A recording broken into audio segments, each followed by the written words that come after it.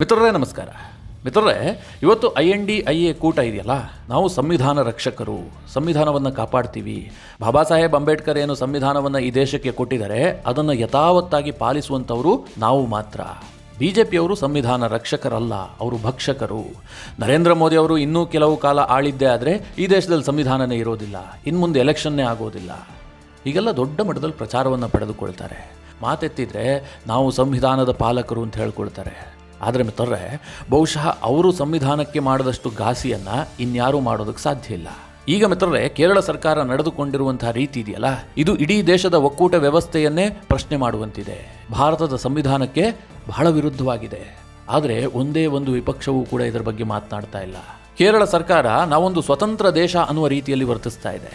ಈ ದೇಶದಲ್ಲಿ ಆರ್ಟಿಕಲ್ 370 ಇದ್ದಂತಹ ಸಂದರ್ಭದಲ್ಲಿ ಜಮ್ಮು ಕಾಶ್ಮೀರಕ್ಕೆ ಅಂತಹ ಕೆಲವೊಂದಷ್ಟು ಅವಕಾಶವನ್ನು ಕೊಡಲಾಗಿತ್ತು. ಆರ್ಟಿಕಲ್ 370 ಕೊಟ್ಟಿತ್ತು.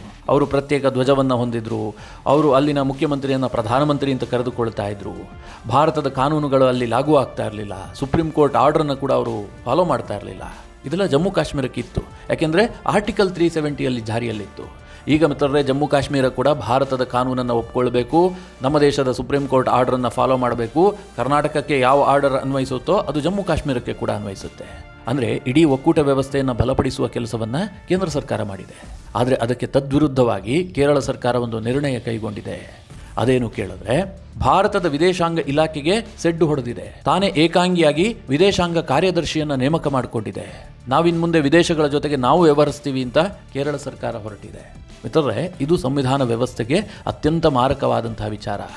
ಏನಿದು? ಯಾಕೋಸ್ಕರವಾಗಿ ಕೇರಳ ಸರ್ಕಾರ ಈ ತೀರ್ಮಾನ ಕೈಗೊಂಡಿದೆ? ಕೇರಳ ಸರ್ಕಾರಕ್ಕೆ ವಿದೇಶಾಂಗ ಕಾರ್ಯದರ್ಶಿಯನ್ನು ನೇಮಕ ಮಾಡಿಕೊಳ್ಳೋದಕ್ಕೆ ಅಧಿಕಾರ ಇದೆಯಾ? ಒಂದು ಕಾರ್ಯದರ್ಶಿಯನ್ನು ನೇಮಕ ಮಾಡಿಕೊಂಡ್ರೆ ಅದು ಹೇಗೆ ಒಕ್ಕೂಟ ವ್ಯವಸ್ಥೆಗೆ ಡ್ಯಾಮೇಜ್ ಆಗುತ್ತೆ? ಇದೆಲ್ಲವುದನ್ನು ಈ ವಿಡಿಯೋದಲ್ಲಿ ನಿಮಗೆ ತಿಳಿಸ್ಕೊಡುವಂತಹ ಪ್ರಯತ್ನ ಮಾಡ್ತೀನಿ. ನೀವು ಈ ವಿಡಿಯೋನ ಕೊನೆವರೆಗೂ ಮಿಸ್ ಮಾಡದೆ ನೋಡಿ. ಮಿತ್ರರೇ, ಕೇರಳ ಈ ದೇಶದಲ್ಲಿ ಈಗ ಅತ್ಯಂತ ಮುಂದುವರೆದಂತಹ ರಾಜ್ಯ ಆಗಿರಬೇಕಾಗಿತ್ತು. ಯಾಕೆ ಗೊತ್ತಾ? ಕೇರಳದಲ್ಲಿದ್ದಷ್ಟು ಲಿಟ್ರಸಿ ರೇಟ್ ಈ ದೇಶದ ಯಾವ ಭಾಗದಲ್ಲೂ ಇರಲಿಲ್ಲ. ಅಷ್ಟೊಂದು ಸುಶಿಕ್ಷಿತರು ಇದ್ದಂತಹ ರಾಜ್ಯ ಅದು.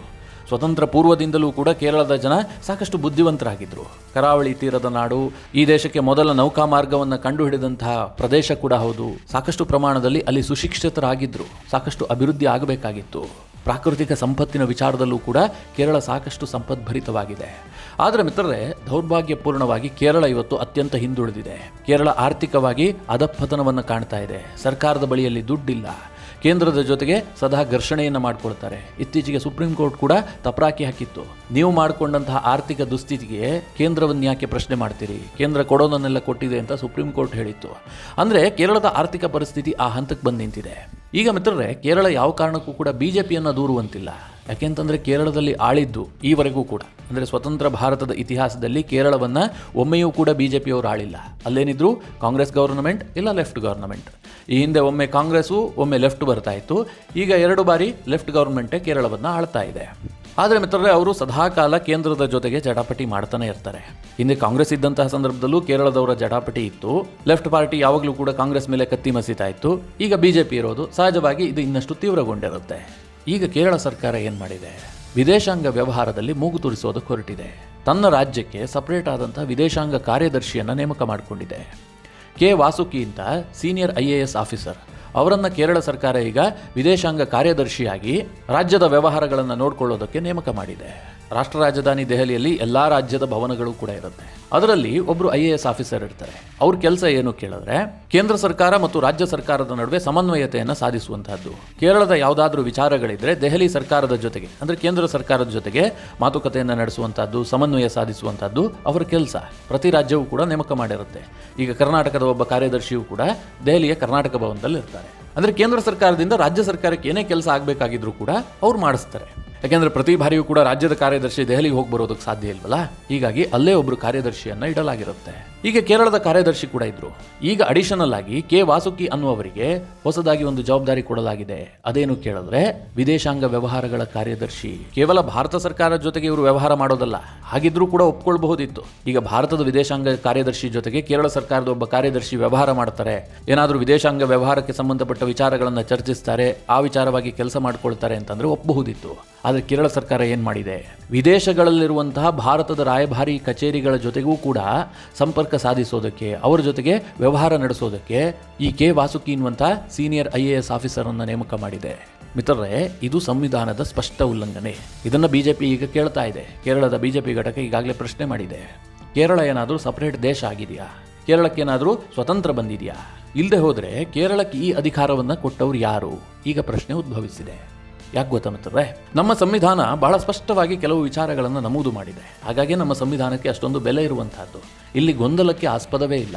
ಕೇಂದ್ರ ಸರ್ಕಾರ ಯಾವ್ಯಾವ ವಿಚಾರದಲ್ಲಿ ವ್ಯವಹರಿಸಬೇಕು, ರಾಜ್ಯ ಸರ್ಕಾರ ಯಾವ್ಯಾವ ವಿಚಾರದಲ್ಲಿ ವ್ಯವಹರಿಸಬೇಕು, ಹಾಗೆ ಇಬ್ಬರಿಗೂ ಕೆಲವೊಂದು ವಿಚಾರಗಳಲ್ಲಿ ಅಧಿಕಾರ ಇದೆ. ಕೇಂದ್ರ ಕೂಡ ಮಾಡಬಹುದು, ರಾಜ್ಯ ಕೂಡ ಮಾಡಬಹುದು. ಅಂತಹ ವಿಚಾರಗಳು ಯಾವುದು ಕೇಳಿದ್ರೆ, ಈಗ ಉದಾಹರಣೆಗೆ ಶಿಕ್ಷಣ ವಿಚಾರದಲ್ಲಿ ಕೇಂದ್ರ ಸರ್ಕಾರ ಕೂಡ ನೀತಿ ನಿರೂಪಣೆಗಳನ್ನು ರೂಪಿಸಬಹುದು.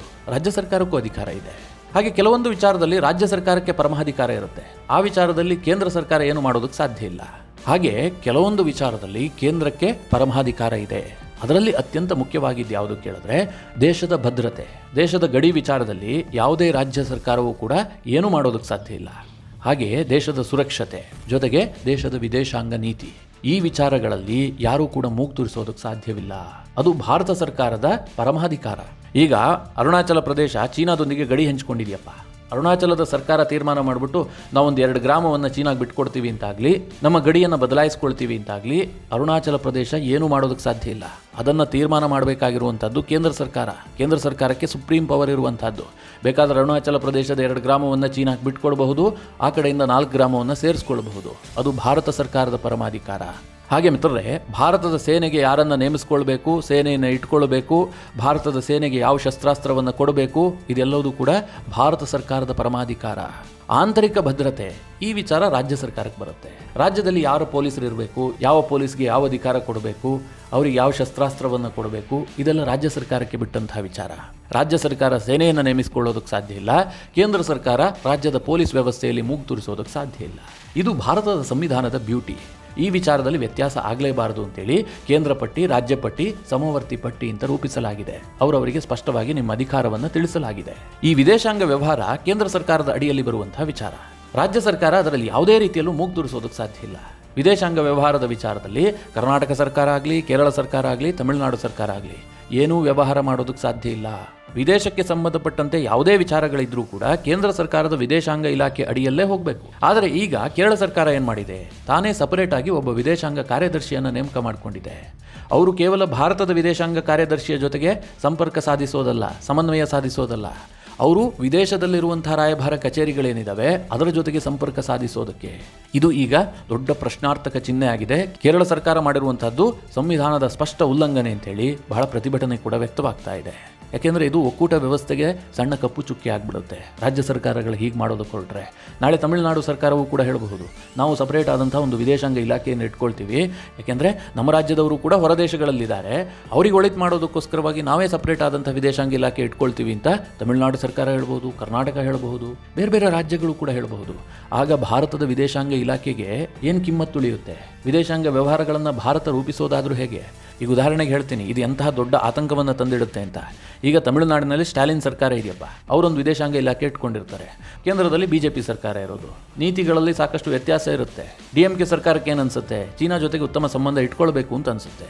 ಅವರು ಚೀನಾ ಜೊತೆಗೆ ವ್ಯಾಪಾರ ವ್ಯವಹಾರವನ್ನು ವೃದ್ಧಿ ಮಾಡ್ಕೊಳ್ಬೇಕು ಅಂತ ಹೊರಡ್ತಾರೆ. ಭಾರತ ಸರ್ಕಾರದ ನೀತಿ ಅದಕ್ಕೆ ವಿರುದ್ಧವಾಗಿರುತ್ತೆ. ಈಗ ಪಾಕಿಸ್ತಾನದ ಜೊತೆಗೆ ನಾವು ಉತ್ತಮ ಸಂಬಂಧ ಇಟ್ಕೊಳ್ತೀವಿ ಅಂತ ಕರ್ನಾಟಕದ ಸಿದ್ದರಾಮಯ್ಯನವ್ರ ಸರ್ಕಾರ ಹೇಳ್ತಾರಪ್ಪ. ಆಗ ಕೇಂದ್ರ ಸರ್ಕಾರ ಏನು ಮಾಡಬೇಕು? ಇದಕ್ಕೆ ವಿದೇಶಾಂಗ ಇಲಾಖೆಯಲ್ಲಿ ಮೂಗು ತೂರಿಸುವಂಥ ಅಧಿಕಾರ ಯಾವುದೇ ರಾಜ್ಯ ಸರ್ಕಾರಕ್ಕಿಲ್ಲ. ಆ ವಿಚಾರದಲ್ಲಿ ಯಾವುದೇ ನಿರ್ಧಾರ ಕೈಗೊಳ್ಳೋದಕ್ಕೂ ಕೂಡ ಯಾರಿಗೂ ಅಧಿಕಾರ ಇಲ್ಲ. ಕೇರಳ ಸರ್ಕಾರ ಒಂದು ಹೆಜ್ಜೆ ಮುಂದೆ ಹೋಗಿದೆ. ಮಿತ್ರರೇ, ಈ ಬಗ್ಗೆ ಸಾಕಷ್ಟು ಡೆವಲಪ್ಮೆಂಟ್ಗಳಾಗುತ್ತೆ. ಇದು ಸುಪ್ರೀಂ ಕೋರ್ಟ್ಗೆ ಹೋದರೂ ಕೂಡ ಆಶ್ಚರ್ಯ ಇಲ್ಲ. ಸುಪ್ರೀಂ ಕೋರ್ಟ್ ಈ ಬಗ್ಗೆ ಬಹಳ ಸ್ಪಷ್ಟವಾದ ನಿರ್ದೇಶನವನ್ನು ಖಂಡಿತವಾಗ್ಲೂ ನೀಡುತ್ತೆ. ಯಾಕೆಂದರೆ ರಾಜ್ಯ ಸರ್ಕಾರ ತನ್ನ ಮಿತಿಯನ್ನು ಅರಿತಿರಬೇಕು. ಇಲ್ಲದೆ ಹೋದರೆ ಬಹಳ ದೊಡ್ಡ ಎಡವಟ್ಟುಗಳಾಗ್ತವೆ.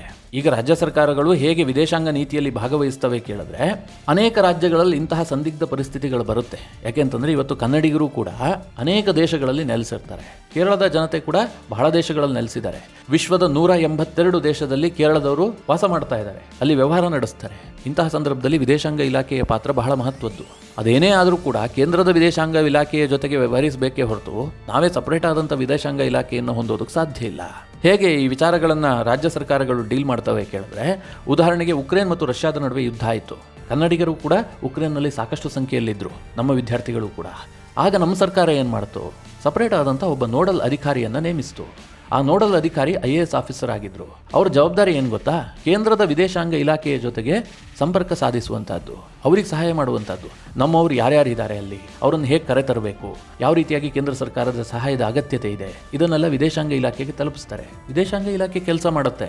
ಈಗ ರಾಜ್ಯ ಸರ್ಕಾರವೇ ತೀರ್ಮಾನ ಮಾಡಿಬಿಟ್ಟು 2 ವಿಮಾನ ತೆಗೆದುಕೊಂಡು ಹೋಗಿ ಉಕ್ರೇನ್ನಲ್ಲಿರುವಂಥ ವಿದ್ಯಾರ್ಥಿಗಳನ್ನು ಕರೆದುಕೊಂಡು ಬರ್ತೀವಿ ಅಂತ ಹೇಳೋದಕ್ಕೆ ಸಾಧ್ಯ ಇಲ್ಲ. ಅದನ್ನು ಮಾಡುವಂಥದ್ದು ವಿದೇಶಾಂಗ ಇಲಾಖೆ, ಕೇಂದ್ರ ಸರ್ಕಾರ. ಆದರೆ ಕೇರಳ ಸರ್ಕಾರ ಸಂವಿಧಾನ ರಕ್ಷಕರ ಸರ್ಕಾರ. ಮತ್ತೆ ನೆನಪಿಟ್ಕೊಳ್ಳಿ, ಕೇರಳದಲ್ಲಿರುವಂಥದ್ದು IND-IA ಕೂಟದ ಭಾಗವಾಗಿರುವಂಥ ಲೆಫ್ಟ್ ಪಾರ್ಟಿಯ ಸರ್ಕಾರ, ಸಂವಿಧಾನ ರಕ್ಷಕರ ಸರ್ಕಾರ. ಅವರೀಗ ಭಾರತ ಒಕ್ಕೂಟ ವ್ಯವಸ್ಥೆಯನ್ನೇ ಪ್ರಶ್ನೆ ಮಾಡುವಂಥ ಒಂದು ನಿರ್ಧಾರ ಕೈಗೊಂಡಿದ್ದಾರೆ. ಸಪರೇಟಾಗಿ ವಿದೇಶಾಂಗ ಕಾರ್ಯದರ್ಶಿಯನ್ನು ನೇಮಕ ಮಾಡಿದ್ದಾರೆ. ಮಿತ್ರರೇ, ಈ ಬಗ್ಗೆ ಯಾರೂ ಮಾತನಾಡ್ತಾ ಇಲ್ಲ. ಕಾಂಗ್ರೆಸ್ ಪಕ್ಷದವರು ಏನಾದರೂ ಇದನ್ನು ವಿರೋಧಿಸ್ತಾರಾ? ಕೇರಳದಲ್ಲಿ ವಿರೋಧ ಮಾಡಬಹುದು, ಆದರೆ ರಾಷ್ಟ್ರ ಮಟ್ಟದಲ್ಲಿ ಇದನ್ನು ಸಮರ್ಥನೆ ಮಾಡ್ಕೊಳ್ತಾರೆ. ಇದು ಕೂಡ ದೌರ್ಭಾಗ್ಯವೇ. ಯಾಕೆಂತಂದರೆ ಕೇರಳದಲ್ಲಿ ಲೆಫ್ಟ್ ಪಾರ್ಟಿ ವರ್ಸಸ್ ಕಾಂಗ್ರೆಸ್ ಬದ್ಧ ದ್ವೇಷಿಗಳು, ಅವ್ರ ವಿರುದ್ಧನೇ ರಾಜಕಾರಣ ಮಾಡುವಂಥದ್ದು. ಆದರೆ ದೆಹಲಿಗೆ ಹೋದ ತಕ್ಷಣ ಇಬ್ಬರು ಒಟ್ಟಿಗೆ ಕೂತ್ಕೊಳ್ತಾರೆ. ಅವ್ರಿಗೆ ಕೇರಳದಲ್ಲಿ ನಾವು ವಿರೋಧ ಮಾಡ್ಕೊಂಡು ಬಂದಿದ್ದೀವಿ ಅಂತ ಏನೂ ಅನಿಸೋದಿಲ್ಲ. ನಮ್ಮ ಜನ ಇದನ್ನು ಅರ್ಥ ಮಾಡ್ಕೊಳ್ಬೇಕು. ಇಂತಹ ಅನೈತಿಕ ರಾಜಕಾರಣವನ್ನು ನಮ್ಮ ಜನ ವಿರೋಧಿಸಬೇಕು. ಮಿತ್ರರು, ಈ ವಿಚಾರವನ್ನು ಹೇಳ್ತಾ ಹೋದರೆ ಎಲ್ಲಿಂದ ಎಲ್ಲಿಗೆ ಹೋಗುತ್ತೆ. ಈಗ ಕೇರಳ ಸರ್ಕಾರದ ನಡೆಯ ಬಗ್ಗೆ ನಿಮ್ಮ ಅನಿಸಿಕೆ ಏನು? ಕಮೆಂಟ್ ಮಾಡುವ ಮೂಲಕ ನಮಗೆ ತಿಳಿಸಿ. ಹಾಗೆ ನಿಮಗೆ ಈ ವಿಡಿಯೋ ಇಷ್ಟವಾದರೆ ಲೈಕ್ ಮಾಡಿ. ಜೊತೆಗೆ ನೀವಿನ್ನೂ ನಿಮ್ಮ ನೆಚ್ಚಿನ ಸಂಸ್ಕಾರ ಸೌರಭ ಯೂಟ್ಯೂಬ್ ಚಾನಲ್ನ ಸಬ್ಸ್ಕ್ರೈಬ್ ಮಾಡಿಲ್ಲ ಅಂತಾದರೆ ಈ ಕೂಡಲೇ ಸಬ್ಸ್ಕ್ರೈಬ್ ಮಾಡಿ. ಮುಂದಿನ ಎಲ್ಲ ಅಪ್ಡೇಟ್ಗಳ ನೋಟಿಫಿಕೇಷನ್ಗಾಗಿ ಬೆಲ್ ಐಕಾನ್ ಒತ್ತಿ.